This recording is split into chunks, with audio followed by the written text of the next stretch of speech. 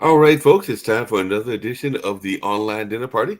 We're going to have some guests pop in, including one that has written a book about charisma and all along those lines, as well as a possible guest that will be talking about their movie and all along those lines. The big news here in Durham, North Carolina is snow. That's right. I think in some parts of North Carolina, we've got like around 6 or 7 inches. And I know that one of the founders of the network was predicted that we would get about 10 inches. And I think we've got maybe like 3 to 5 and all in that space on the outside right now. So it was a small snowstorm a couple of weeks ago, and now we're having another one, and it feels like it hit a lot of the nation and a lot of the world, particularly here in the United States and all along those lines. So it ought to be fascinating. I know that as a kid, there were times that you might go out and try to do those like whole airplane kind of things, snow bunnies, I think they were called, and all along those lines. And of course, I do remember as a kid trying to go out and get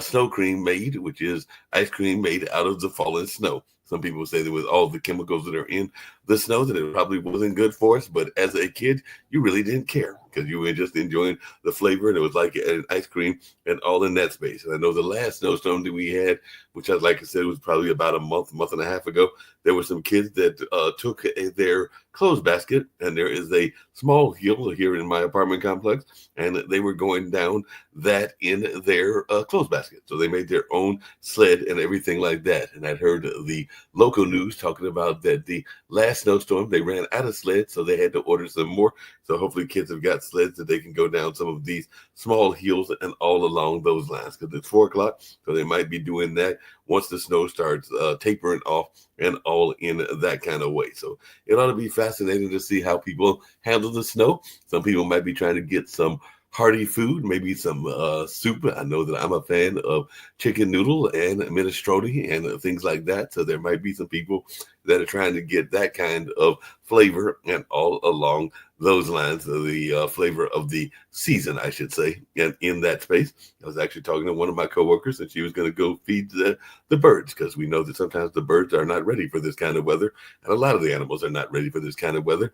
I know that here in this part of North Carolina, in the triangle, as we call it, we've got rabbits, we've got deers, and some of them are probably not prepared for the winter onslaught and all along those lines. But hey, it is still winter. We are in the middle of February.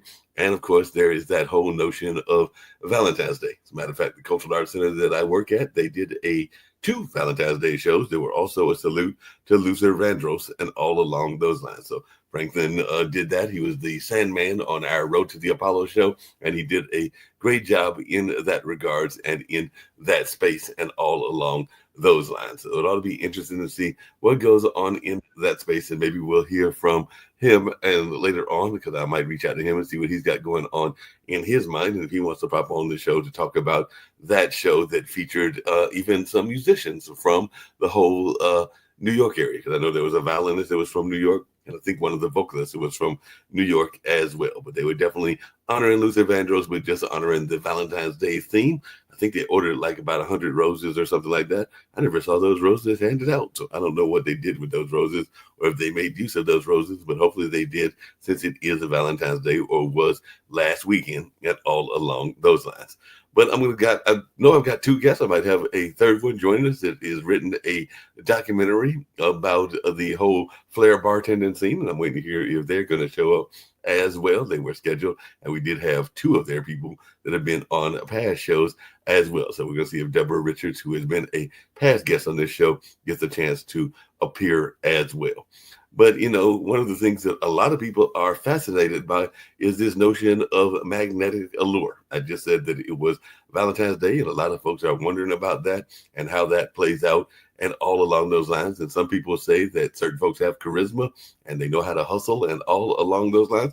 So I'm going to see if I can't bring in Malia Rogers. I know she's having some problem with her camera, but you'll still be able to hear her voice and what she's all about and all along those lines. But she is definitely did a whole book about this whole notion of charisma and all along that kind of space. So, Malia, glad that you were able to join us and everything. Like I said, this is actually the backdrop in the picture that you're seeing there of Durham, North Carolina. So that's actually a overhead view, and I think you might even be able to see some of the ballpark, the newer ballpark, and probably even in the background some of the campus of Duke University, and all along those lines. But definitely, it is a beautiful city, and a city that a lot of people love and admire, particularly those of us that are here and all along those lines. But I was just wondering your take on this notion of charisma. I know a lot of people are wondering about charisma and have thoughts around charisma, but you have written a book about it and all along those lines. And, we've even got a leader of the world that some people say has a lot of charisma. Some people don't like him. Some people do like him, but they do talk about his charisma, that being the current leader of the United States. But I was just wondering, what made you decide to write a book about charisma? Hi, Mark. Well, thank you for having me join you. And what a beautiful town you live in. Thank you for sharing that. So, thanks for having me. I appreciate that. No problem at all. Glad to have you. Glad to learn more about this book that you've written around the allure of charisma. So, do we all have some element of charisma? Because I know even on this network, I have talked about this notion of the imposter syndrome. It's come up on several of our shows. And I know that in my own business life, as well as my own relationship life, I have talked myself out of situations because I did not have the confidence that we probably should have. And maybe I didn't have enough confidence in my own charisma and everything. So, what made you decide to write a book about charisma? Yeah, so basically, thanks for asking. The number one question people ask me is because I'm an entrepreneur and I was able to quickly build my book of business to a national presence. And so people are always asking me how I was able to do it all through word of mouth. And so what I decided to do was put together a blueprint and teach other entrepreneurs how to build a network of referral partners, other professionals that would send you business. So I started teaching this to hundreds of people out there. And then I realized, you know what? It works for some, but it didn't work for others. So I started thinking about what is the missing piece to the puzzle to why people will send business to one person, but not someone else. And the aha moment was we could do all the steps, but if people don't like us, they're just simply not going to send business to us. And so I started studying the science behind charisma and what makes someone magnetic. Hmm.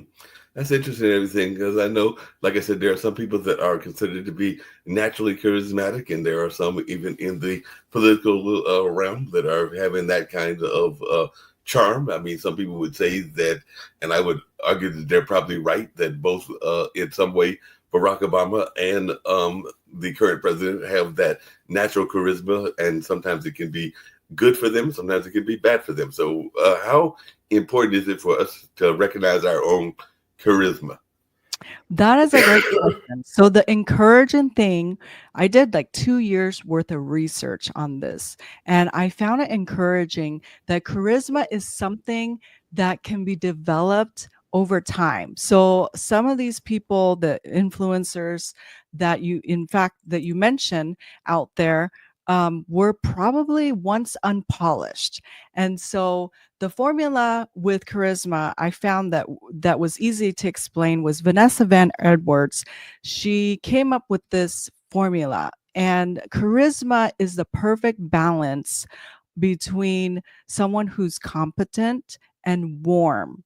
And and usually if you're missing charisma, then it's an imbalance of one or the other. So for example, if you are super competent but you're not warm, people are going to find you intimidating or they're going to think you're a jerk, right? But if you're super warm but they don't view you as competent, then they're not going to take you seriously. And so you want a balance of both. And so the first step to figuring out your own charisma is doing like an inventory. So what I recommend is Googling characteristics of a warm person and then Googling characteristics of someone who is competent and then do a checklist. You know, do people often describe you as helpful, team builder, smart, trustworthy? And then you can figure out if you need to work on being more warm or if you need to work on being more appearing more competent.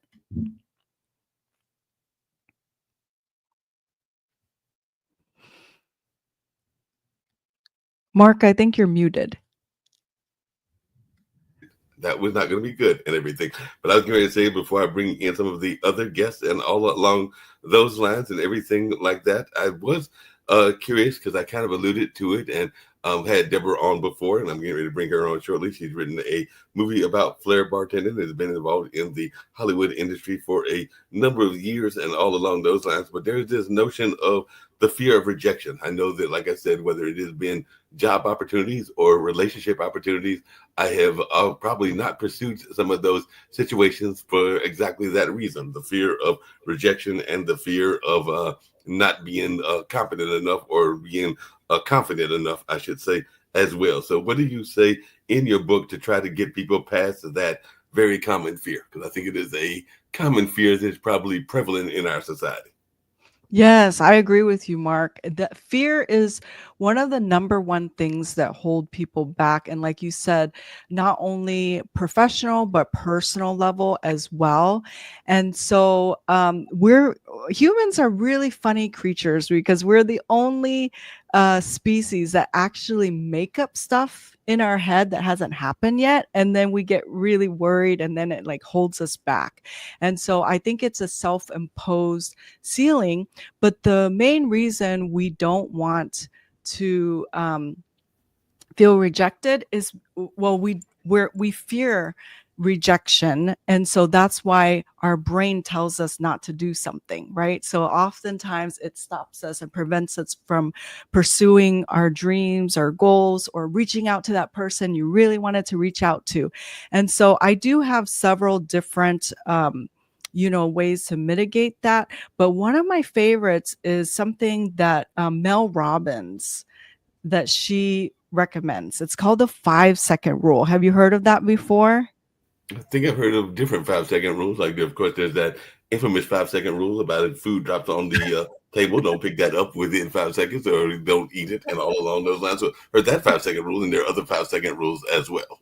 Yes. Okay. That's funny that you mentioned that because that is true. Okay. So basically, Mel Robbins, she's now a motivational speaker, but there was a time in her life when she was struggling with depression and she found it really difficult to get out of bed. And so one evening, she saw this commercial featuring a rocket, and by counting down, and she came up with that idea by seeing that rocket. So the next morning she decided that instead of hitting the snooze button and going back to bed, she decided to count backwards: 5, 4, 3, 2, 1, and then launch herself out of bed like a rocket. So what happens is when you think of an idea, you want to start making movement right away. You think of a really awesome idea, you count down 5, 4, 3, 2, 1, and then you start making the motion, because what it does is it interrupts the part of your brain that wants to protect you. The part of your brain that says, I don't want to get hurt. That's a horrible idea. Let's not do it. And so if you're at a party and you see someone you want to talk to, then you need to just count down 5, 4, 3, 2, 1, and then start walking towards that person to interrupt that brain pattern. And so once you start forcing yourself to do those things using the 5-second rule, then it builds positive reinforcement that, hey, I wanted to go talk to that person. I was afraid to talk to that person. I did it anyways, and I didn't die.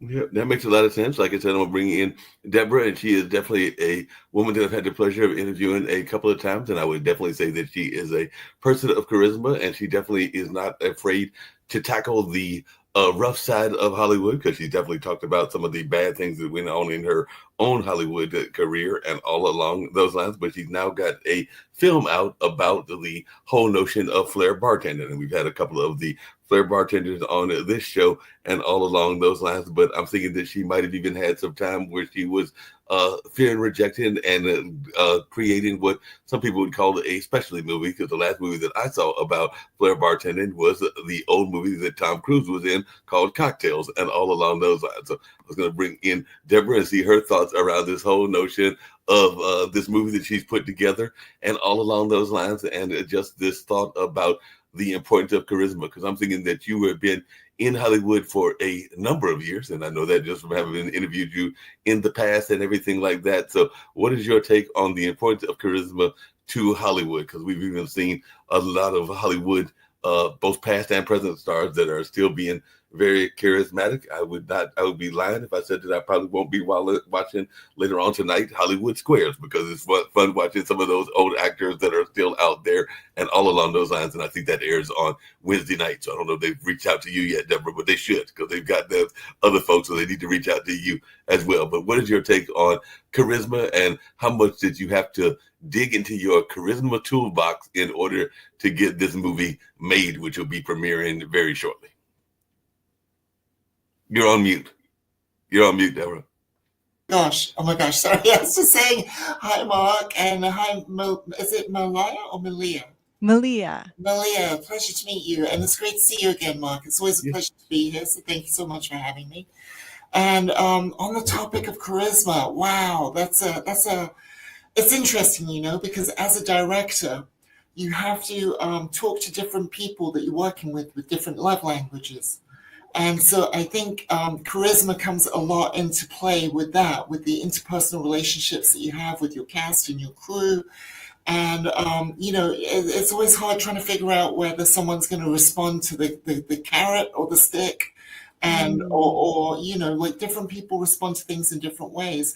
And I think charisma goes a long way to really expedite communication and get your ideas across. Because if I was saying everything at one level and monotone and didn't have any kind of charisma, maybe my word wouldn't be heard.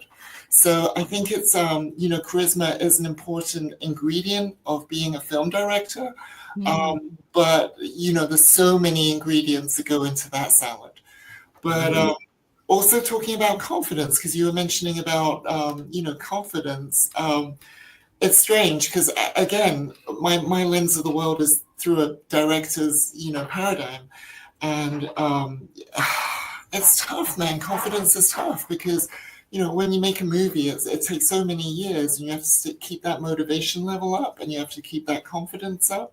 And it's not all red carpets and unicorns every day, right? There's lots of rejection and failures and pivots and things that you have to adjust to that just, it's part of filmmaking. So it can really chip away at your confidence. And I recently started my own YouTube channel, and it's difficult because it's kind of like a day-to-day life of my life as a film director. And it's very difficult for me to be confident on camera. And it's not so much me being confident on camera. It's like I don't like watching myself back. So lately I've had this whole crisis of trying to draw up confidence to be on camera, to show an audience what the behind the scenes of movie making.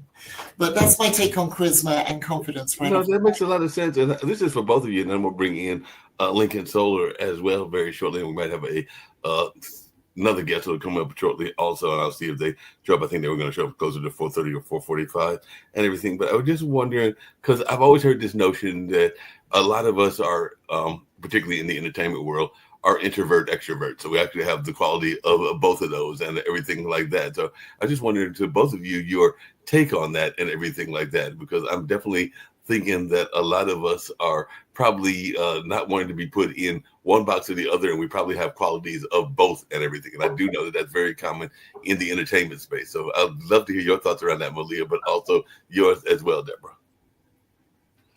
Yeah, so I totally agree with you. There's definitely strengths and for each, right, introverts and extroverts. And it just reminds me, what Deborah was saying reminds me of that quote by Maya Angelou. Mhm. People may not remember what you do, but they'll always remember how you made them feel.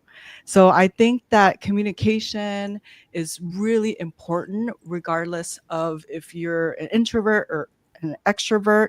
And just studying human psychology just really is fascinating for that reason. Yeah, that makes sense. What's your take on that, Deborah? And then there's another question I've got for both of you. And then, like I said, I'm going to bring in Lincoln as well. But I know a number of my friends in the entertainment field, they also run into another dilemma that I'll explain in a second and everything. But what's your take on this notion of, do you consider yourself, Deborah, more of an introvert or an extrovert? Or do you think of, like myself, that you have a mixture of both of those? It's really strange because I'm very, very, very much an introvert. I'm literally almost a recluse. I hardly ever go out because I have a studio at home and I work at home, and so I'm very, very, very much on the introvert scale. However, for some reason, because I have a modicum of charisma, people misinterpret that as me being an extrovert. And I would almost argue that my art is the extrovert part of my personality, because we all have a little bit of introvert and a little bit of extrovert, right? Yeah. And so me as an artist, I'm an introvert, but my art is my extrovert side of me. So Love when that. people see a film that I made, they are interfacing with that extrovert part of me. And so I don't want to then have to, engage, because I feel like my art already has. Does that make sense? Yeah, that makes a lot Mhm. of sense and everything. Hey, Malia, along those same lines, one of the things that I know you probably noticed even in your book, and like I said, I'm gonna bring in Lincoln to hear some of this conversation as well, and everything is this notion of a lot of entertainers, unfortunately, can't just depend on their art to make a living. I've got a number of friends that are everything from visual artists to funk musicians to jazz musicians and a number of others, and I'd be lying if I said that quite a few of them aren't driving Uber and driving Lyft or driving for DoorDash or some of the other services, because unfortunately it can be a difficult road in order to make a living in the arts and all along those lines. So what is your take on this notion of a lot of our business leaders and entrepreneurs finding themselves having to do a side gig?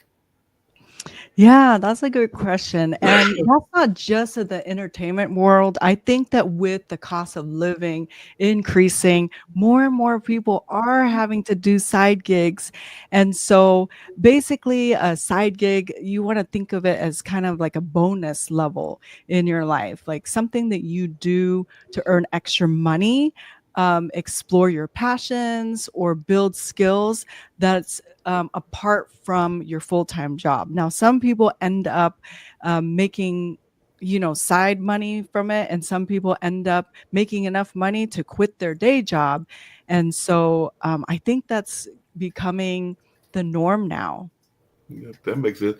What's your take on that, Deborah? And along those same lines, I've heard a lot of people, including some of my friends in the arts, including one that used to live in California that now lives in Florida with his new lady love and everything, that they talked about this notion of the tribe. And a lot of people are trying to find their tribe and everything like Mhm. that. I know even with this Flair movie, it seems like you found some members of your tribe, because I did meet two of the Flair bartenders, and they seem like they have become a part of your tribe and all along those lines. So how important is it for people to find their tribe, and what does a tribe mean to you?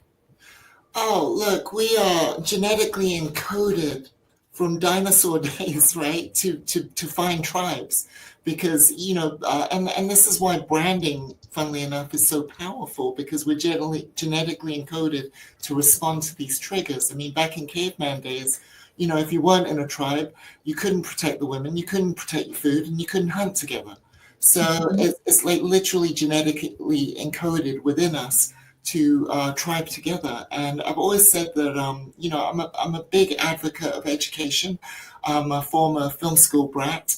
And so I've always said that your film school buddies of today are your crew of tomorrow. Now, I've been very, very blessed that with each movie you make, it's very intense experience. And so the part of the movie where there's the most people involved is actually during production when you're filming, and it's very intense and it's very short usually on narrative work. With the documentary, it's a little bit longer and different shape, but still the same kind of thing applies, that these people become your film family. And I'm so proud and I'm so excited of my film family in this latest film that I've made, Shaken and Stirred. I'm repping the swag because it's now available for pre-order at flairdocumentary.com.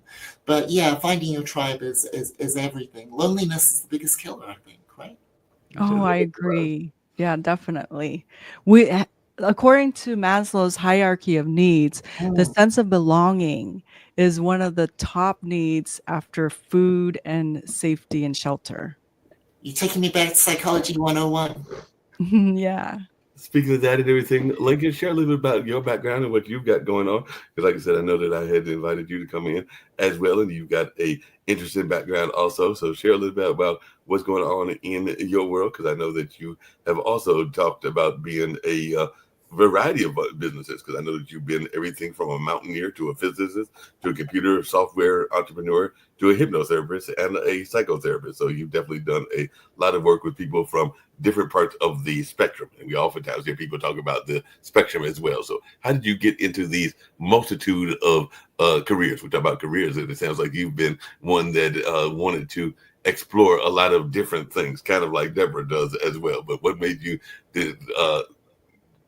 get into this notion of having these different aspects of you? Well, I think I'll winnow that down to the one question that everyone's been talking about, which was feeling belonging and charisma. I mean, forget about my history. It's all over the place. So as a therapist, I have an interesting contrary position in that my business is try to become out of business, is to stop needing to consult with people, because that means they're finished. And that means they're whatever. I'm finished. I've done my work. So I do develop, they do say charisma and, relationship is the most important thing in therapy. And it is. But when I get relationship, I usually abuse it. Of course, I don't think it's abuse, but that's my job. I'm here to take people out of their comfort zone. So if they thought I was a nice guy to begin with, my job is to disabuse them of that notion. And so it's an interesting thing, talk about celebrity and popularity and charisma. Well, I basically try to make myself unnecessary. And if that means unwanted, that often means unwanted, because people can't really take responsibility for someone else's indiscretions. So, when I find people who have an issue, and people's issues, this is a thing I'm thinking about these days, have often to do with boundaries, clear boundaries, identity, necessity, value. And how do you talk to somebody about a boundary they can't see? And my answer is that you make it more visible, usually by inflaming it, poking at it, or, wearing some devil suit and getting them agitated and motivated and maybe active. So like typical, and you could probably relate to your own life. You don't know what to do in a situation. You don't know what to do. You don't know who the problem is. You've got a lot of blame to put on other people.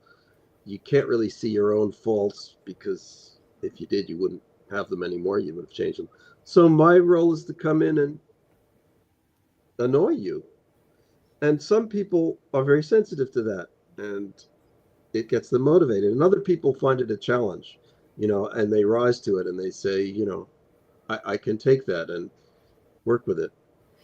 So that's my I call it a quick answer to some of these issues that you brought up. Yeah, that makes a lot of sense and everything. But, in the United States, it's one of the big issues that we've been hearing with our kids and everything. And I don't have any kids of my own, but I do have two nephews, is this notion of mental health. As a matter of fact, one of our more popular shows here on the network is this notion of bullying. And Stephanie Hockenhall and her son, Gene, do a show that talks about what they call the epidemic of bullying, and this kind of like notion of the narcissist and the gaslighter and a number of other things that they've been exploring. As a matter of fact, they've had a wrapping up a whole series just on the gaslighters and all along those lines. So how, and this is for everybody, much of a problem do you think it is, this alleged or supposed mental health crisis that we have in the country and everything like that? So I'd love to hear everybody's thoughts about this, because I've heard a lot of people that are concerned that we are in a mental health dilemma.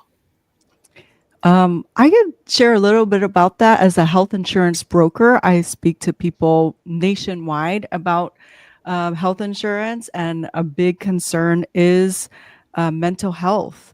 And there is definitely a shortage of providers. So I have clients who are also therapists, and they're getting burnt out too. And I do believe that it all boils down to what Deborah was saying about the sense of needing to be belong, like the sense of connection is gone. And I think with the increase of electronics and people being on their phone all the time, I think we're missing that. So that probably feeds into a lot of anxiety and depression. Of course, I'm not a psychologist, but that is just from my point of view as an insurance broker. That makes a lot of sense. What's your take on that, Lincoln, and everything? And I'd love to hear Deborah's as well. I don't have an opinion yet, so let's hear Deborah, and then maybe I will. Well, first of all, Lincoln, I got a quick joke for you. How many therapists does it take to change a light bulb? One, but the light bulb has to want to change. So I'm sure you've heard that before as a therapist. I probably butchered it, so I apologize. Well, okay, you won't joke up on me. I'll have to find one, put one in. I'll think about it. That was good. Thank you for that. You're welcome. But getting back to the point of mental health in America or the world today, right? Yeah, people are struggling, man. People are struggling across the world. I have friends all across the world that I speak to often, and people are struggling. I think the average American doesn't have more than $500 in savings. I believe that most Americans earn, spend the whole month making all the money just to pay rent and bills and have nothing left over for the next month. And that has got to weigh you down. I struggle from mental health issues. Like I was saying earlier, keeping motivation over long periods of time, because films take 3-4 years to make, and as the leader of a team, it's up to me to keep up that level of motivation, and that is difficult because I'm subject to the whims of the world, same as anyone else. I have good days and bad days, and sometimes I'm in a fetal position in the shower crying like a baby, and sometimes I'm leading the charge. So mental health is a real issue today for the world. What's the answer? Get out, touch earth, more human connections, more, get off the phone. It was funny, someone to me was trying to make a point, and they told me, read a phone. And I was like, oh my gosh, you mean read a book, right? Like that's where we're at in society. Wow. So we need to disconnect from technology and reconnect with each other to really protect our mental health, I believe. But it's easier said than done, right? I mean, I'm a victim as well as a preacher on the subject. So that makes a lot of sense and everything. But even you kind of alluded to it, Lincoln, and everything earlier. But I hear people all the time talking about, even in club environments and relationship environments, this notion of boundaries and all along those lines. And I've had some friends that have been in the spectrum, and I know that sometimes they have a hard time dealing with the concept of boundaries and all along those lines. So how can we address this notion of boundaries? Because I know that there are even times that, and I hate to say it because we got 2 women on the show and everything, that sometimes women feel that they are having people that are getting maybe a little bit too close and a little bit too comfortable because they don't respect the boundaries and all along those lines. And there might not even be always wanting the attention that sometimes the man and others may be giving them and everything. So it seems like even though we say that we understand boundaries, that I don't know that we thoroughly understand the notion of boundaries. So I just wanted your take on that. Anybody wants to answer, but Lincoln, if you want to take it, or anybody, because I sometimes wonder that do we just give boundaries lip service? I think we have to. I really don't have a good answer to that, but I've been talking to my clients about boundaries, and I get a lot of feedback And what what I heard today was that you have to be clear with your boundaries. And what I would like to add is, and this is kind of ridiculous, but I think it's important. You have to imagine what should be on the other side of the boundary. Mhm. In other words, you have to imagine, it's not like law of attraction that you automatically get what you imagine. But if you don't relate to the world in a way you think is positive, you're not going to foster that positive vibe. So I think it's important not just to have boundaries, but to imagine what you want the other boundaries to be. I mean, obviously, you can't change somebody else, but you can invite somebody else to change by saying, hey, this is where I'm at, and this is what I'll respond to, and this is what I won't respond to. And you can either join me in some event or I will not be available.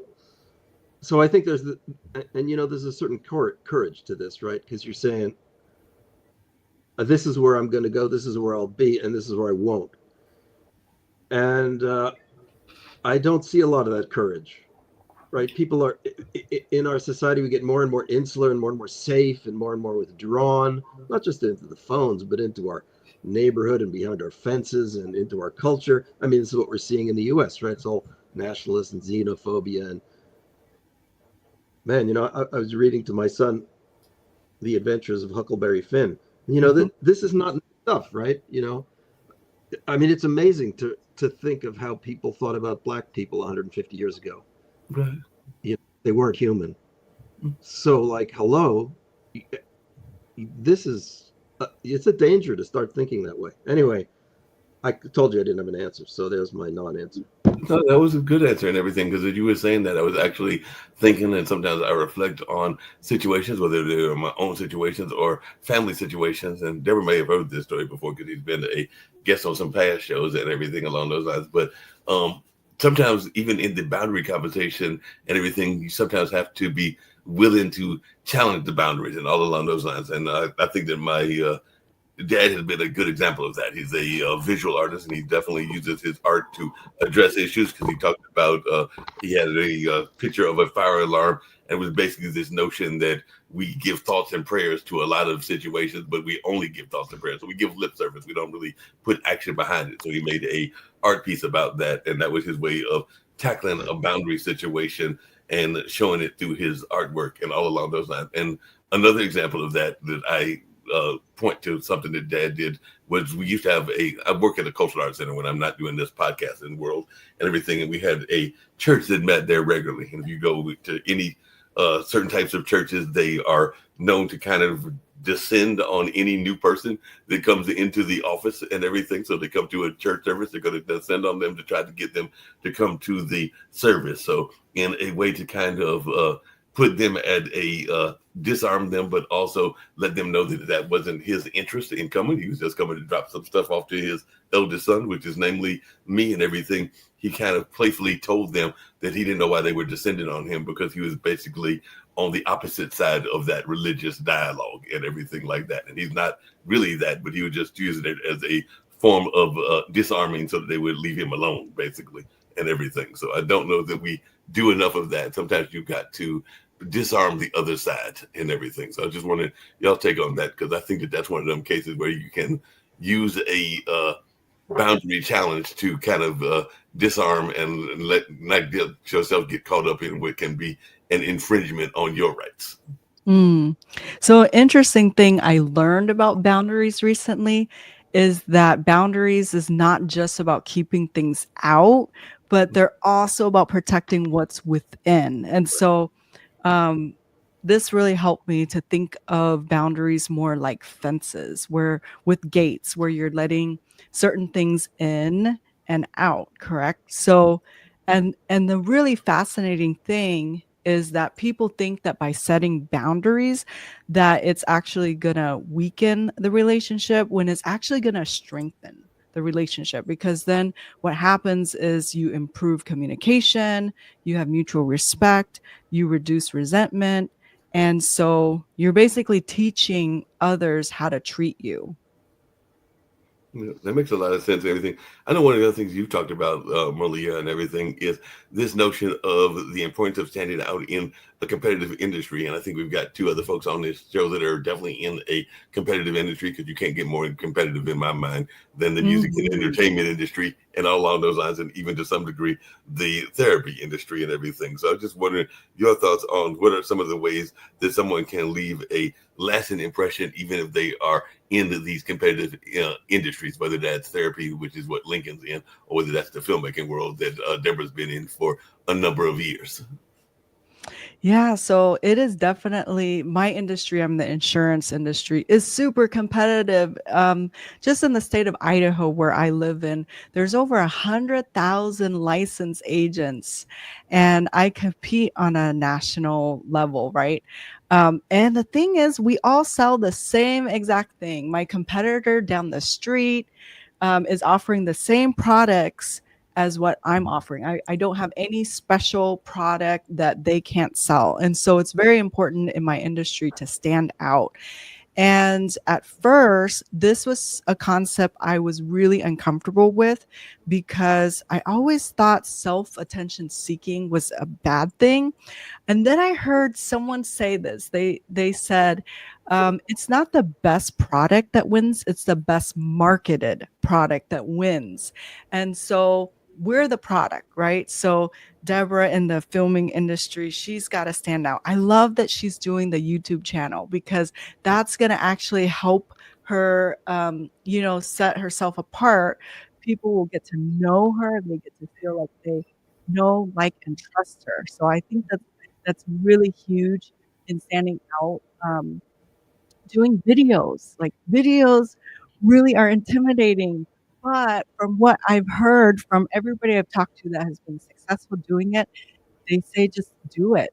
Just force yourself to do it, and eventually you're going to feel right at home. Yeah, that makes sense. What's your take on that, Deborah, and everything? Well, it's easy for me to stand out because I'm super tall. I'm like 6'1", but that's just physically stand out when I walk into a room. But of course, in the movie industry, it's super competitive. But at the same time, I don't feel that pressure of competition because I'm in my own lane. And if the audience like the art that we put together and put out, and the product that we put out, they're gonna like that regardless who's behind it. So the best way to stand out to an audience is just put out exceptional work, be exceptional. But as far as standing out within the industry, like to back facing to the industry itself, that's always been a challenge, especially for me as a woman in the industry. I've had to carve my way by knowing as much as I can about as much as possible. And I'll give you a real life example. So I didn't used to be taken seriously by some director of photography friends, the people that design the lighting for a set. And one day I showed up to a studio where there were a few of them, and I showed up with some lights that a friend and I had made ourselves. And they were like, "What do you mean you made these lights?" And we're like, "Yeah, we ordered the components and the LED strips and the tubes, and we made these lights." So it all of a sudden they kind of opened up, and they're like, "Tell us more." And they took me seriously because I'd gone a step further than they had on their knowledge base. And it's kind of unfair to have to fight for a seat at the table like that. But you've got a choice. You either do or you don't. And it's because my interest in learning, I love learning, and so because of that, my passion for learning, I've been able to excel in lots of different disciplines within film production. And it's because of that knowledge and because of that passion and because of my willingness to share that with others and being genuine at the end of the day, that has helped supersede any kind of preconceptions or whatever that people have about me. It's like, at the end of the day, what are you putting out? What are you bringing to the team? And how are you interacting with them in a genuine and nice manner? It's nice to be important, but it's really important to be nice. So that's how I stand out, by being genuine, authentic, knowledgeable, and nice. Hey, Deborah, what made you decide to make a movie about flair bartending, because like I said, and when I had your other guests on, the last time that I remember a movie about bartending, and particularly that type of bartending, was the movie that Tom Cruise was part of, Cocktails. And all along those lines, there hasn't really been one since then, and that was several decades back. So what made you decide that you were going to concentrate on this particular industry in order to highlight some of these people? Thank you for asking. Well, Shaken and Stirred is the world's first ever feature-length documentary about the underground world of competitive flair bartending. And the reason I got into this was because once upon a time, many lifetimes ago, like 2-3 decades ago, I was a flair bartender, and that's what actually brought me to Las Vegas, my home. And about 3 years ago, I was doing a podcast interview like this with two friends who were still legends in the industry, Rob Husted and Dean Senils. And they were really curious about interviewing me about my past contributions to the world of flair bartending. But they were also kind of curious about this new life that I've had over the last 10 years or 15 years as a film director. And after that interview, I said to them, look, guys, if anyone should ever make a documentary about this, it should be the three of us. And they were really excited about it. And so I then roped in my business partner, Patrick Wertz, who's sitting behind me. And we went out for lunch and I pitched him on the whole thing. And that's what really brought me to the project.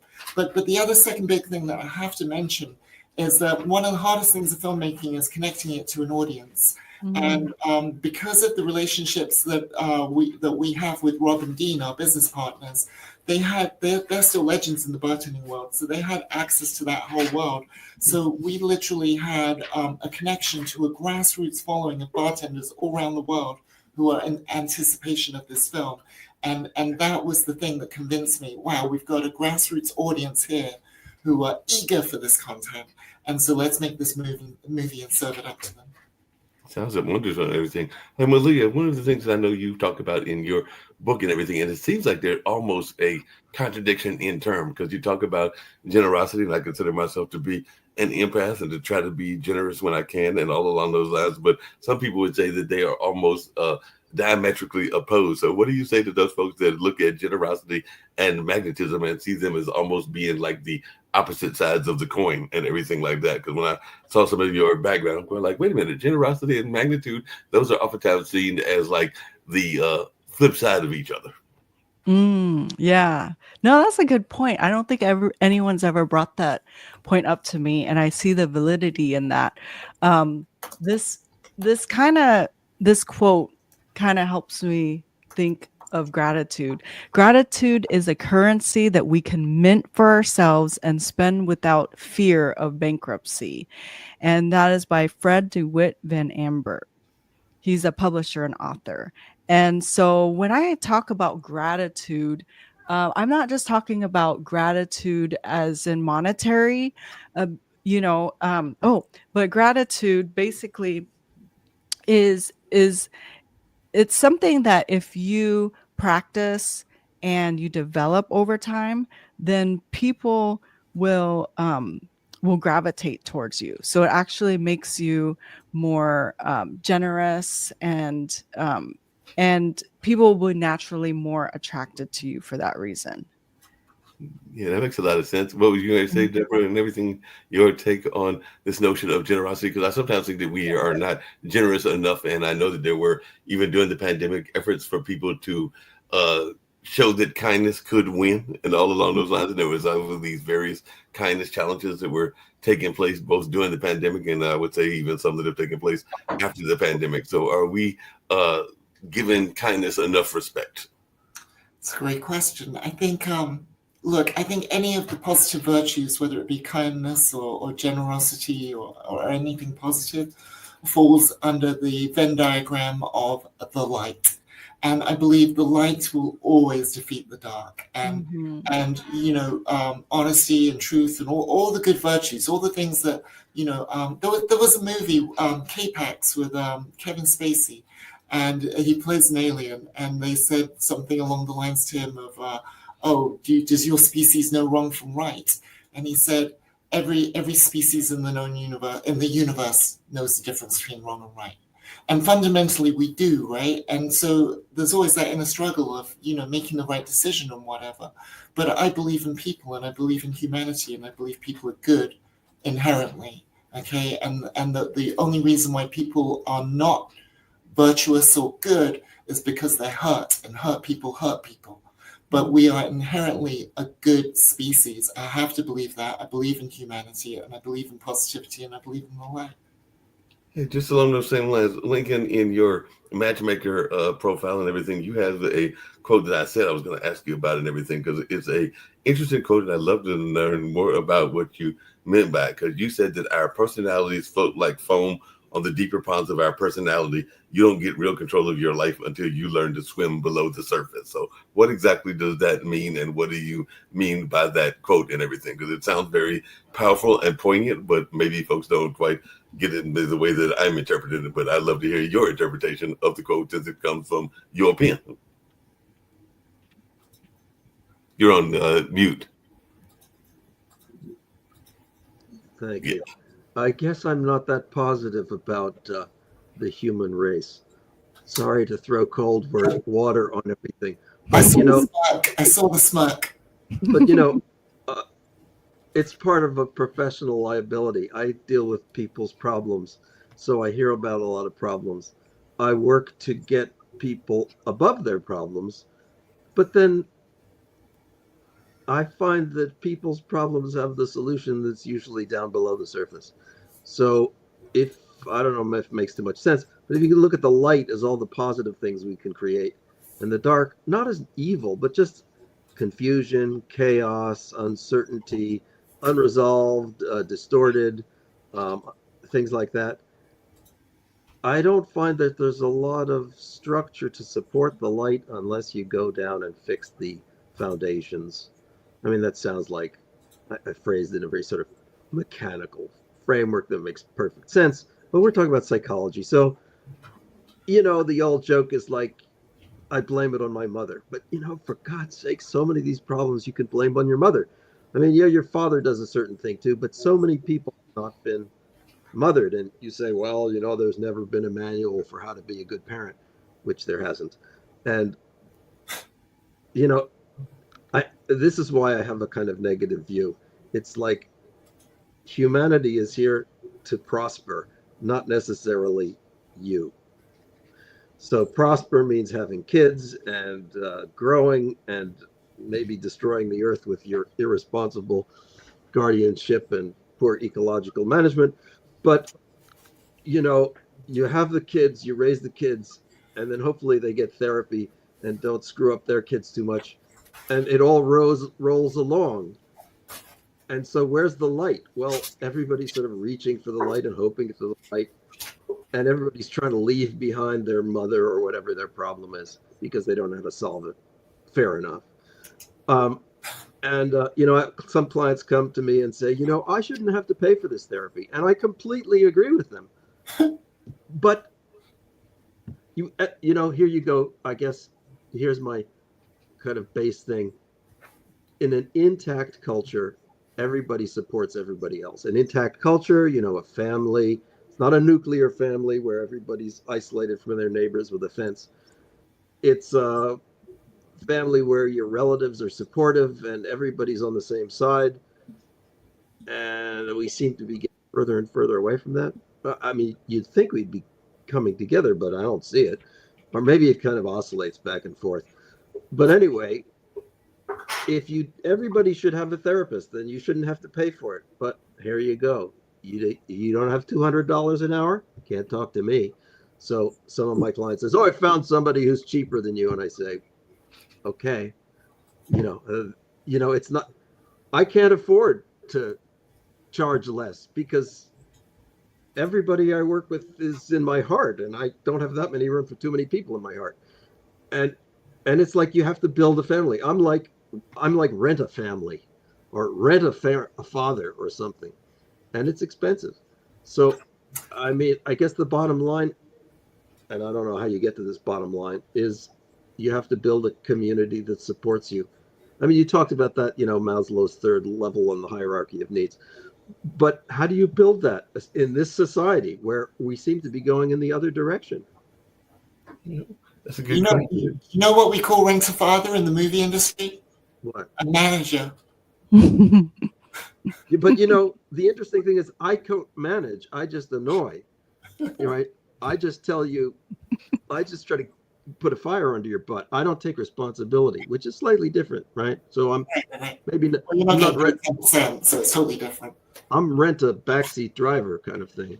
Rent a taxi driver, a different kind of attitude and everything like that. Just really quickly, because I know in past shows, Deborah has alluded to some of the, and she's done it a little bit on this show, some of the problematic things that she's gone through in her life and in her career and all along those lines. But how much are we willing to address the issues that we all have? And I don't care who you are, whether you're the most sane or well-balanced person, we've all got issues, whether it's parent issues or whether it's other type of issues, because everybody has some situations that they are coping with in life. We probably all need a therapist in one sense or another, and all along those lines. But how much are we as a society willing to address those, or we try to sweep them under the corner? Because one thing I admire about you, Deborah, is that even some of your past situations that you've been through, including some past relationships, you didn't hide from them. You actually acknowledged them in some past movies that you were in, and all along those lines. But how much do we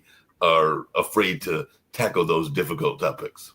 Well, call me old-fashioned, but I deal with my problems with drugs and alcohol. But and I'm kidding, of course, not kidding, but I am, right? But I think most people kind of probably fall under that category, right? We all, deal with issues of sweeping it under the rug or self-harm in some way, or, so you're asking the wrong person. We got a therapist in the room, but, I got tissues for issues. Tissues for issues, but I mean, a lot of people even use You're shaking your head. I see Lincoln. Tissues for issues. Lincoln, I'm gonna hit you up after this. 200 an hour, you got it. We'll get into it because I can see you shaking your head like I'm a nut.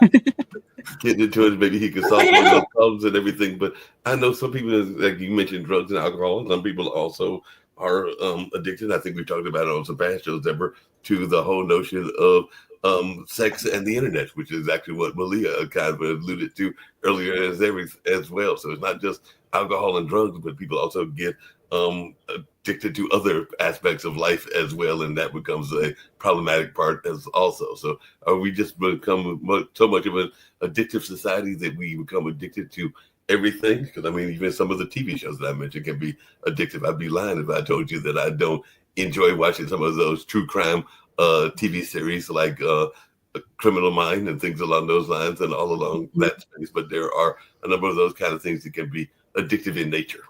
Yeah, they suck you in. That's what their job is. Someone once said that if you wake up in the morning and you have to reach for it, whether it's a substance or your phone, if you have to make sure it's in the same room as you, then you're addicted. Yep. That makes a lot of sense and everything. Hey, Lincoln, just along those lines, because one of the things that the network has talked about, and I actually had a friend during the pandemic, I got involved with him because he was doing a thing, and he was a George Lucas disciple. Deborah, you'll love to hear this, IPC, and you can see him on YouTube and everything, but he created the Funky Eye Puppets. And one of the things that he talked about, because he got a lot of us to voice actors, and some that were trained as voice actors and some that weren't trained as voice actors, to help him create these characters. And I think he's trying to turn it into a movie and a series and a bunch of other things, maybe even a Broadway play and all along those lines. But this notion that when we admire kids for having childlike wonder and everything, but I sometimes think that as they become adults, we suppress that childlike wonder and everything. So I don't know if Malia's got kids, and I can't remember if Deborah does, or even if you do, Lincoln, and everything. And like I said, I don't have any, but I do have my nephews. Do we repress that childlike wonder that we used to admire so much in our kids when they were kids and all things along those lines? And do we not encourage them to do that? Because I mean, one of the things that we oftentimes hear people talk about is that once you become an adult, it's all about the adulting and all along those lines. So do we repress some of that childlike wonder? We murder I it. agree. I think we murder it. I think it's just Right. dealt with terribly. But you know, what is creativity? Creativity is disruptive, and we're in a very chaotic time where everybody's trying to get their bearings and their balance. And you know, here's an interesting point. Kids ask like why. That's Mhm. the typical kid question. And adults will answer it once or twice, and then they tell them to shut up because the adults don't know why. And you're not supposed to question at some level why. You know, why you should be nice. Why should you do what your parents tell you? Why shouldn't you steal from people? Well, you know, don't ask me more than twice. And I found that in science, when I was doing physics, you couldn't ask the same question more than twice. It comes down to because we said so. That's the way it is. That's, you know, the great minds have told us that, and to question that any further is disruptive. So the question I ask is, in a situation of disequilibrium or change, do you want to be questioning things, or do you want to be towing the line? Or put it another way, should you be questioning things, or should questions be welcome? And I mean, certainly we don't welcome them, especially when they challenge our stability. And as a therapist, this is what I say I do. I challenge people's norms. And if that annoys them, good. And if they take me up on it, well, that's good too. So, and I should also mention, I don't like the attitude of compulsory education or any of this idea where people are supposed to tell you. I mean, this fits in your whole question here. I'm totally on the page of play and creativity and invention, to the point where it can be destructive because you do need to destroy things in order to create new things. There's only so much room for stuff. So you have to be somewhat tolerant or even invite. One of the things I love to do as a kid is to blow things up. You know, how far do you take this? Because you could take it to some pretty sadistic levels, of which I did, and I'm sure we all have. So where's the boundary again between being creative and being supportive? I don't know. I mean, that's my job as a therapist, not to know. People think I know. No, I don't know. I know less than you, and that's why I'm in business, because I can tell you how little you know as well. So, yes, creativity is great. In my view, it's the paradigm. But, you know, that's people pay me to say bullshit, and that's what I do. That makes a lot of sense and everything. Hey, Malia, along those same lines and everything, I'm here in Durham, North Carolina. I alluded to that earlier and everything along those lines. And there are certain industries that were at the forefront, and you talked about how it is in the where you live and everything. But the insurance business really was one of the key businesses for what was labeled Black Wall Street. It was the insurance industry. It was the uh, industries because North Carolina Mutual and Mechanics and Farmers Bank. So it was both insurance and banking, as well as, of course, some of them more traditional minority businesses like funeral homes and medicine and things like that. So I just wondered how much of the power do you think that we understand about the insurance business in general and everything? Because, like I said, whether it was Central Park, because yes, Central Park in New York was a Black Wall Street, or Rose, Mhm. or Tulsa, Oklahoma, a lot of them were run by insurance and financial mavericks. And now some of these mavericks also learned at defeat of some of the uh, robber barons of the day, because one of the founders of, I think, one of those institutions was Mr. Merrick, and Mr. Merrick was also the barber of Mr. Duke. So he was cutting his hair and learning from him, getting a Fuquay education without going to Fuquay school and everything. So I just wondering, do you think that we as a society understand the importance of insurance and the importance of generational wealth? Yeah, I think that it's such a convoluted industry. And I think that's why a lot of individuals need help from experts because there's so much to know. There's so much to know, and there's so many things happening in the insurance world right now. And there's a lot of uncertainty. So lots of changes happening, and some good, some bad, but a lot of people view insurance companies as like the bad guy. Like, why am I paying this much amount of money, and then there's a hopefully I don't use it, hopefully I don't have to use it. And so it's a really tough one because I think without insurance, if something devastating were to happen to your home or your health, then it could be financially devastating.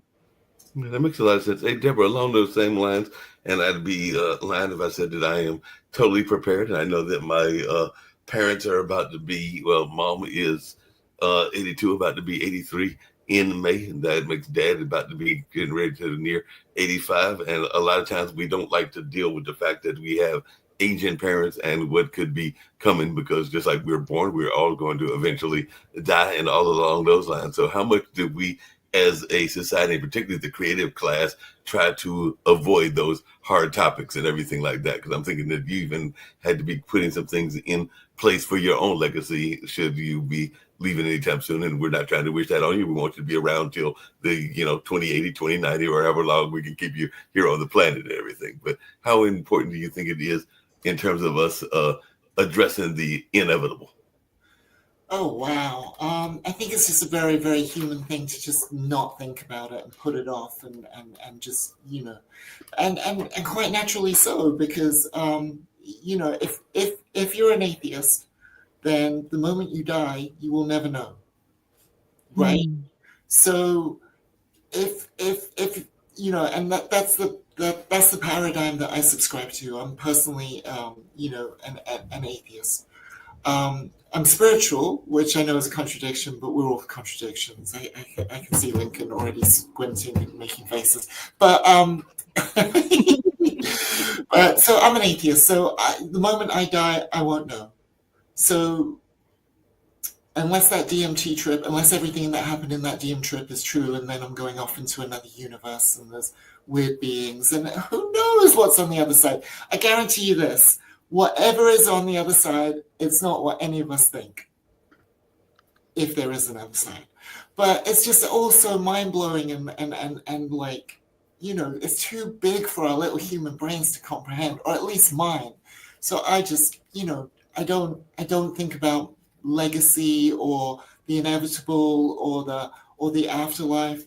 If I'm supposed to know at that point, I will know. But if I'm not supposed to know at that point, then be it. So let me just concentrate on the life that I have, and the living, and the here and the now. That's my take on it. Yeah. What's your take, Mother, and everything? Because I actually think that we are multiple beings, and I do believe that, even though I'm not a good practitioner of what I'm going to say and everything, but I do think that a lot of us need to try to have good physical health, good mental health, I would argue good emotional health, and to some degree, whether you're an atheist or not, good spiritual health, because I do believe in spirituality more than I believe in religion, because I'm not a big fan of organized religion and all along those lines, but I do believe in the spiritual journey and all in that kind of space. But I was just wondering, do you think that we, because I had DoorDash earlier, that was not healthy living and everything like that. So I know that I'm not always doing the things that I should be doing. The last time I did some exercising, it's been so long ago that I can't even tell y'all, because it's been that long ago. So I know that I need to do better with my physical health as well and everything. But sometimes we ignore those things and everything. But I guess I'll start with you, Lincoln. How important do you think it is to have that quote unquote balanced lifestyle? I love to listen to you. You go all over the place. You're like a cat on a leash. This is one of the more interesting interviews that I've ever done, because it's always the same old questions, and this is great, guys. Well, I love hearing your input, and Mark, great job. I don't know what question you asked, Mark, but I had an answer in my mind, so I'll tell you what it was. I just wrote a piece on dying satisfied. It seemed to be sounds relevant. And my conclusion in this piece was that the only people I know who died satisfied, they lived satisfied. And most of the people I know who are great minds, like Leonardo da Vinci and a number of physicists, they did not die satisfied. They said they were quite unsatisfied. And I concluded that, if you want things to be good at the end, then they have to be good all along. It's a step-by-step thing. You'll be as happy when you die as you are right now, unfortunately or fortunately. And I don't know, maybe that sounds sort of spiritual, sort of, but it's also pragmatic. Yeah. It flies in the face of my own reality. Like, am I satisfied? Well, if I was, why would I be trying, pedaling so hard? So here's what I'd say. You have to like what you got. Right. So if you're a high octane person who's always got to be performing or producing, but you got to like that. I mean, yeah, you can, it's like you say, there were many people. Oh yeah, there's part of us that's not as satisfied, and there's part of us that's bitter, and there's part of us that's spirit. Okay, but it's like when I deal with schizophrenics. I dealt with this one schizophrenic, and I said, okay, let's everybody just go to the beach. All of your people, let's just go to the beach and just put the weapons down and just have a good time. And they actually did. And then their caretaker took them away because they said then they were not properly schizophrenic like they should be, but which is a deep statement on psychotherapy. But that's my conclusion, is that you have to throw out a lot of this philosophy and just get down to the moment. If you're not running, if your carburetor is not well tuned now, it's not a question of make it another few laps. You got to deal with it right now. This is it. This is it. This is it. We're all doing like the first time. Well, I do believe there is a spiritual realm, and I know that people feel it. I mean, I think there's a rise in people trying to seek out in different ways. But the way I thought about it is, if indeed there is a creator, right, that created us, it's either yes or no. Like either someone created us or not, right? If it is true, then it would be a really good idea for us to seek that creator out. And so I definitely encourage people to do their research and seek that answer out.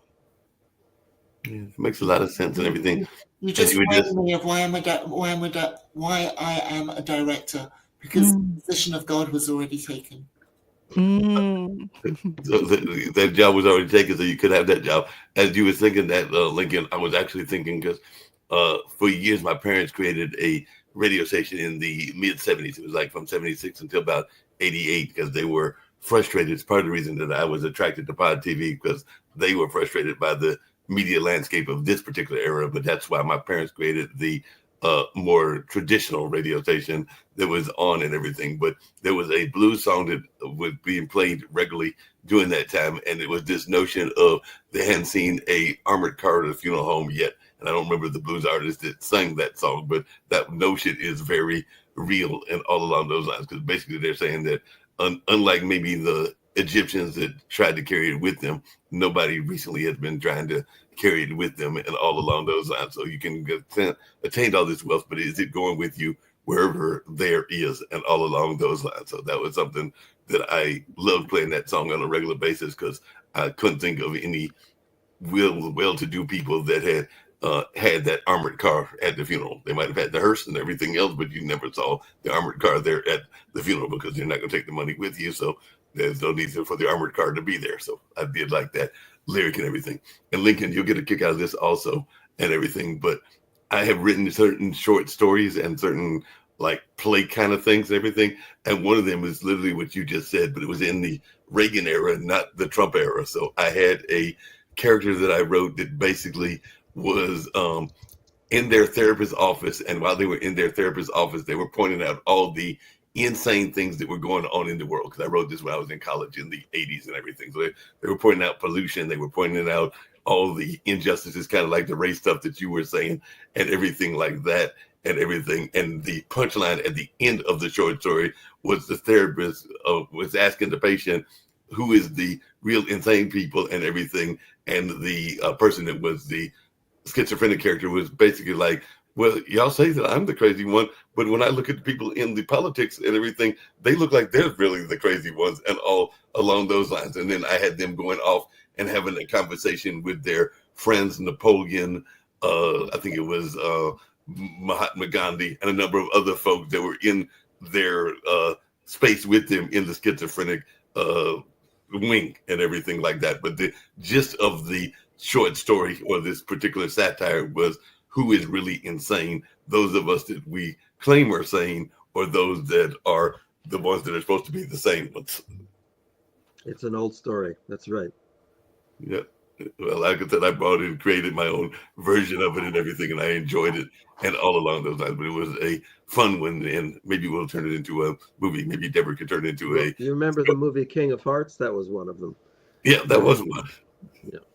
Yeah, definitely. I can't speak for you crazy cats, but I'm perfectly sane. Yeah. I'll see you on Thursday. Excellent. 9 a.m. please. Earlier if you got it. I need it. So you'll see her on Thursday, you're going to see Malaya on Friday, and you're going to see me on Wednesday. Is that the idea That's right. now? We'll fit you all in. That's right. Excellent. Maybe group therapy. Maybe this is the group therapy. It totally is. That's totally what the online dinner party is, because I invite different people on and we learn from each other. That's kind of what I always think of this as and everything.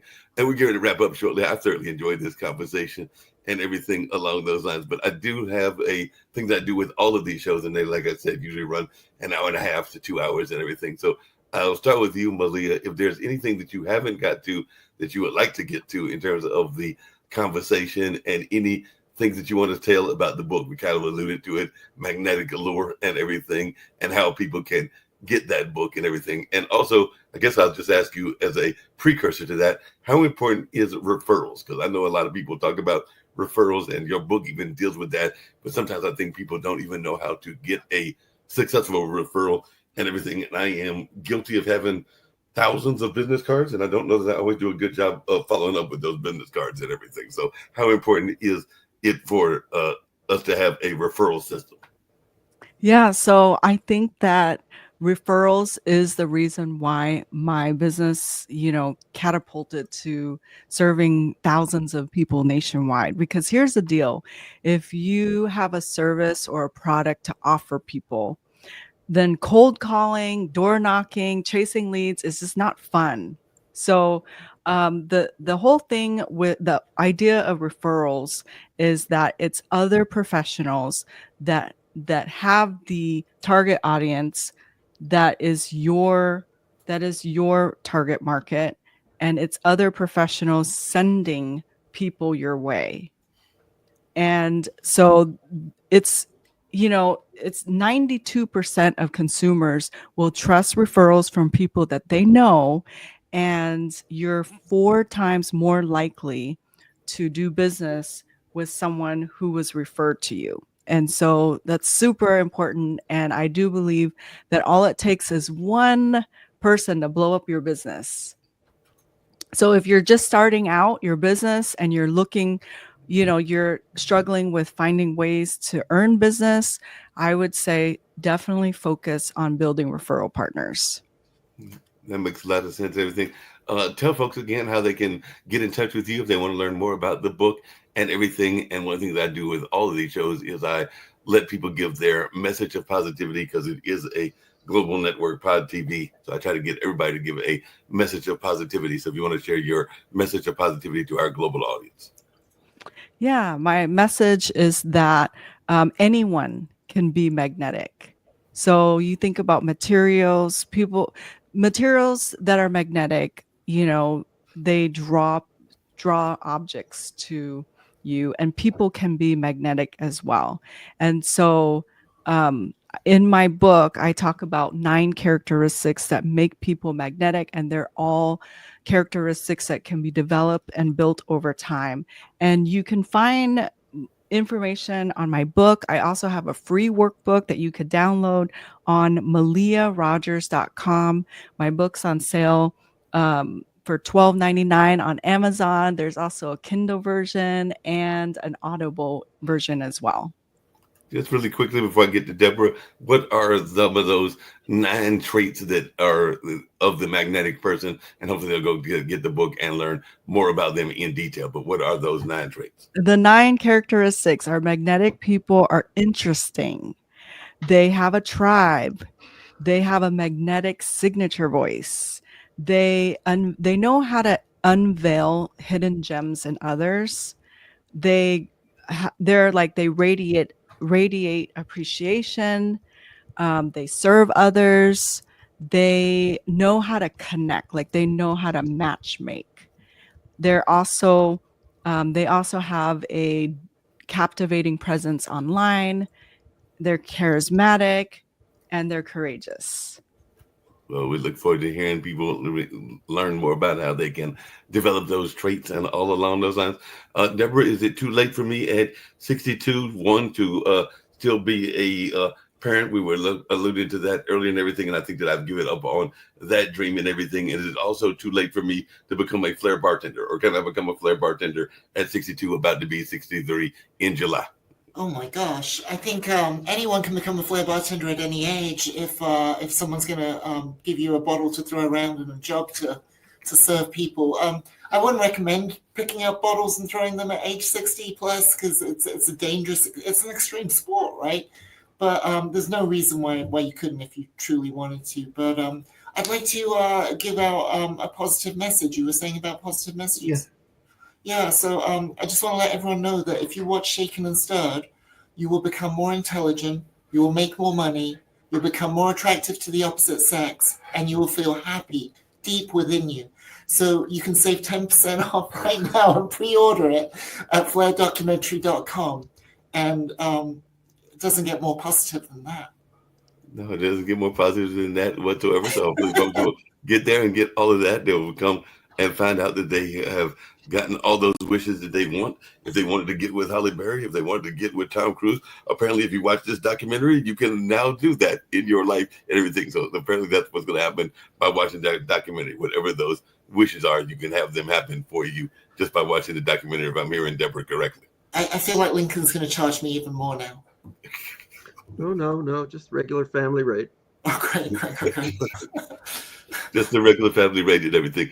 Lincoln, what is your thoughts about how folks can get in touch with you and all along those lines? I'm still, because I had some friends that did skydiving. I used to say that I would try to do mountaineering because I did see that was something that you've done in the past and everything, but that's a lot of height. So I don't know that I'm going to actually try You the do mountaineering. skydiving. You can do skydiving. You're not too old for that. I'd suggest that. Yeah, well, I don't know. Something about the falling out of a plane. That's all right. You get strapped to somebody else. They do the jumping. You just do the screaming. That's all. Oh, is that what it is? Sorry. Yeah, Just do screaming. screaming? Yeah, that's it. Yeah, I did it once. It was great. I never thought it could be the same, so I only did it once. But since everybody's doing endorsements, okay, so here's my thing. I think everybody has to attend to their neurology and their emotions and their mind. You have to learn, you have to feel, and you have to be aware that you have these habits, and I call them neurology, but you could call them whatever you want. So my latest book is called Operating Manual for Enlightenment. I try to talk about these three parts of your body. Taking care of yourself. And usually we're sort of a little slow on one of the three parts. So I do encourage people to be courageous. I think courage is one of the elements we don't talk about enough. Of course, it's self-courage, right? To face difficult stuff, like you mentioned my quote about going under the surface. Well, and talking about your parents. You never end talking about your parents. But I also have to finish with, I have to get even with Deborah because she told a joke and I didn't. So now I have to tell one. Another thing that I will get to it, is that dreams are big with me right now. It's a topic I'm spending a lot of time on. And I want to encourage everybody to dream. And in fact, I want everyone to close their eyes so I can give them this post-hypnotic suggestion. Close your eyes. You will remember your dream tonight. You will remember your dream tonight. Well, it's the most important thing, is to want to do it. And why your dreams are important is because they're the place in the world where you can make all your mistakes. That's where you can act like an idiot, kill people, love people, go flying, and make a total jerk of yourself. And it's important to do that, because otherwise, how would you know what the right road was if you didn't try the wrong one? So here's the joke.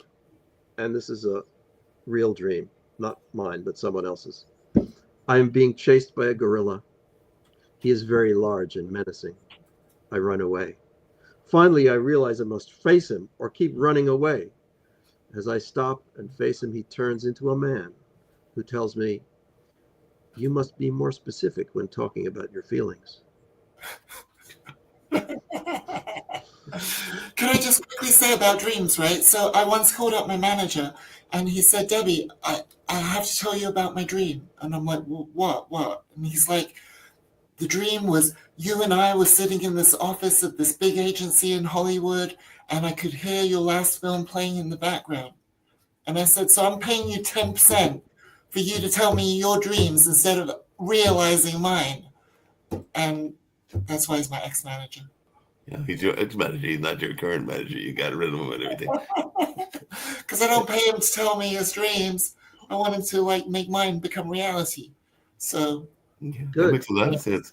Hey, Lincoln, just really quickly before we get ready to play the commercial to get us on out of here and everything, how much do you think that we are too attached, because you kind of alluded to it earlier, to the visions of those that are ahead of us and everything? Because I know that I come from a highly successful family, and sometimes both me and my brother are encouraged by that, but it can also be something that can be difficult to live up to, because my grandmother was the first African American library. Well, she created the first African American library in our state capital, and my parents have done a number of things, including that radio station that I talked about and everything like that. So I do know that sometimes it can be a burden, but it can also be something that you can be proud of as well. But I just wondering your take on that, because I'm thinking that some of your clients may have been similar to Deborah, from well-to-do.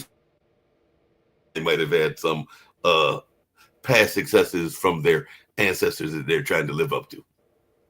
Well, I think you have to realize they've got to live two lives.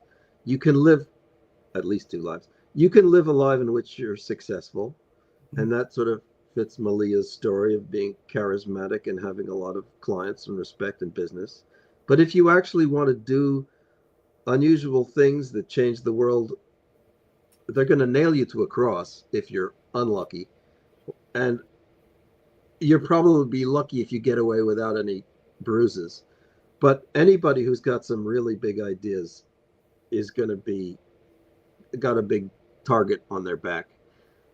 And so, I mean, that's really important. If you really want to be creative, you have to give yourself the space to be a failure, because everybody's going to tell you you are. And that's got to be okay. And if that's your only life, then you're going to be unhappy. So it's got to be your other life. I mean, not everybody's going to be Pablo Picasso. In fact, nobody is going to be, because he's gone. So, you know, the message is, yeah, you got to take care of yourself and other people and your responsibilities, and be grateful and be gracious and all that stuff. But if you want to be creative and make a difference and really see God, in my opinion, you've got to be able to go to hell. Yeah, that makes sense. Figure that out. I don't know.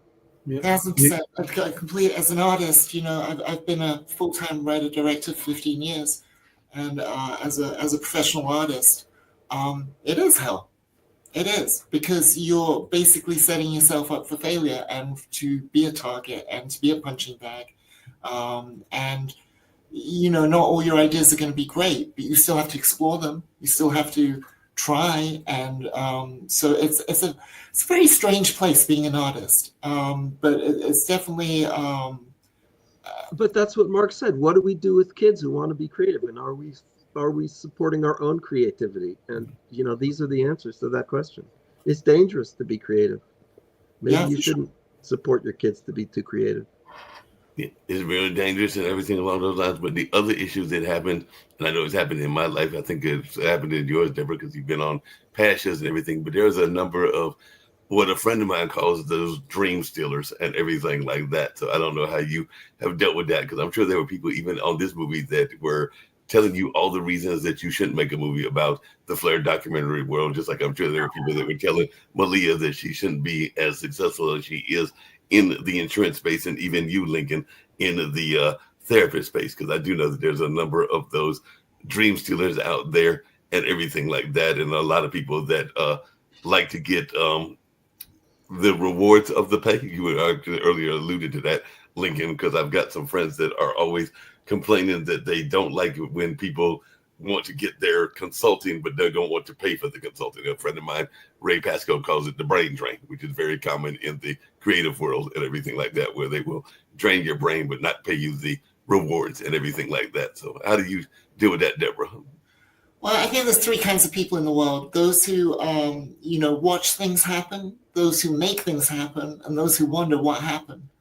And I remember even as a teenager, I'd have friends that would say, oh, I'm going to start a t-shirt company and we're going to do this and I'm going to do that. And they constantly talk about it and never do it.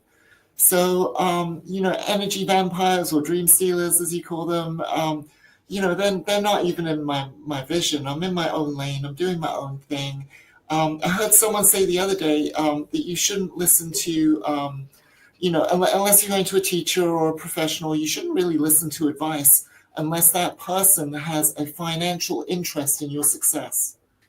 So a lot of people will give me their opinion and stuff. And around here we have three kinds of notes, right? Notes that I agree with, notes that I don't agree with, and notes that so many people have said the same thing that I'm left with no choice but to agree with. And everything else can, just go out the window because you got to plot a course and go for it, and you can't let people in the periphery drag you down with their nonsense.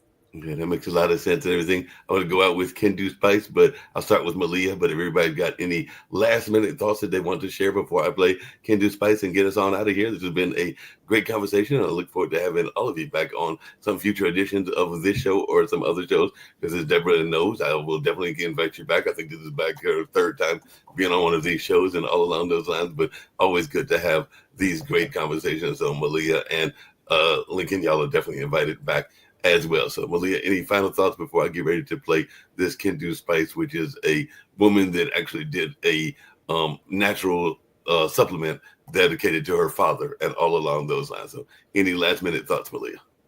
I just want to say I really enjoyed this conversation and I learned a lot from all of you. So I'm grateful for this time and I appreciate you inviting me onto your show. Glad to do it. Hopefully we'll see you back in the near future. Deborah, any last minute thoughts that you want to share before I get to Lincoln? Likewise, I just want to echo that sentiment. Thank you, Mark, for holding space for us. And this has been a really lovely conversation and a deep dive into our psyches. And I'm now going to cry in a fetal position at the base of my shower. All right. And then you can call Lincoln afterwards. Lincoln, any last minute thoughts? And then I'll play this spot from Can Do Spices. Well, I don't know. You put me on the spot. I guess say I think it's everybody's obligation to change the world. I think it's your obligation.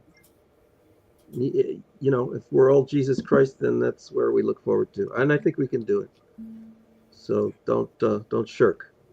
Be courageous.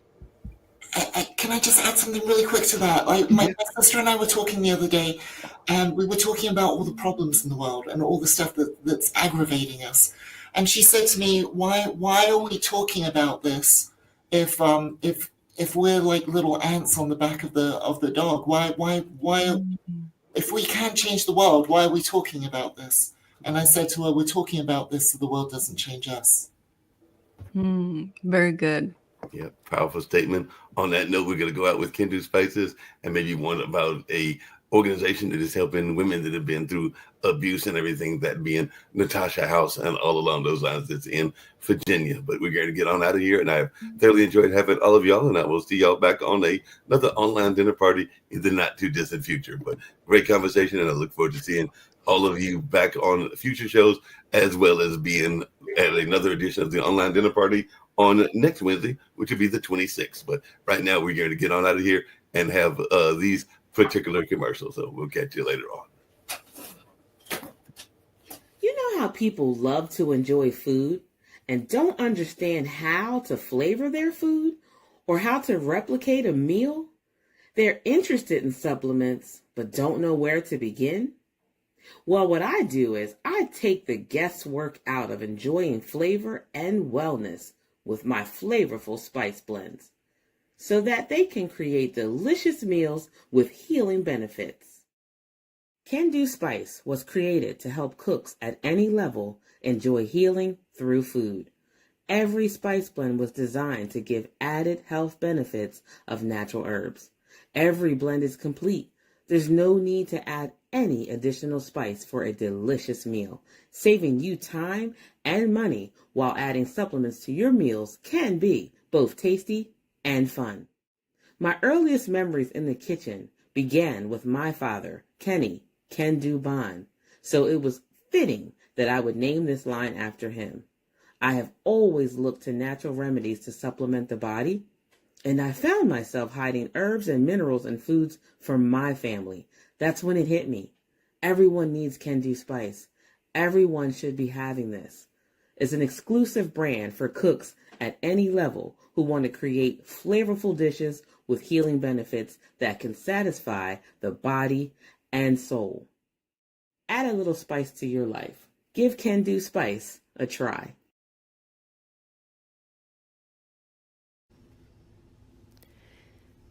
It is a gem, tucked away near a forest, a place where the lost are found. It is a gift of wholeness for those who are ready to receive it. A secret place where peace can be found in stillness, where you can finally stop fighting to survive and just breathe. Just breathe. Where accountability corrects and the word help is not a cuss word. It is the place that was thought of before you ever thought you needed it. It is where forgiveness starts and healing begins. Where we are taught that when we put our hands to work, we can create something. As we uprooted the weeds in the garden, it was a reflection of our lives. As we uprooted disappointment, as we uprooted pain, as we uprooted being traumatized. Because God doesn't deal with the surface. He gets to the root of it. We laughed. We shared tears. We shared our stories. We shared our fears, our dreams, our visions, our heart. We were more than just mothers. We were broken women trying to figure out how to become whole again. It became a place where homelessness became hopeless until we reached the bridge of wholeness.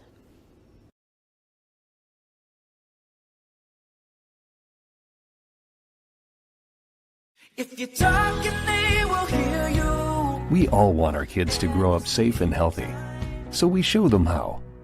And we tell them with honest conversations that let them know what we expect. Not just one time, but every chance we get. That's especially important when it comes to alcohol and other drugs. Kids not only need to know the dangers and how to avoid them, they need to hear it often from you. And when it comes to pain medications, opioids, they need to know that they should never be taken without a prescription and never shared with friends or family. It's dangerous and illegal. So talk with your kids and guide them through the challenges of growing up safe and healthy. Because when you talk, they hear you. For more information about talking with your kids about underage use of alcohol and other drugs, visit underagedrinking.samhsa.gov. So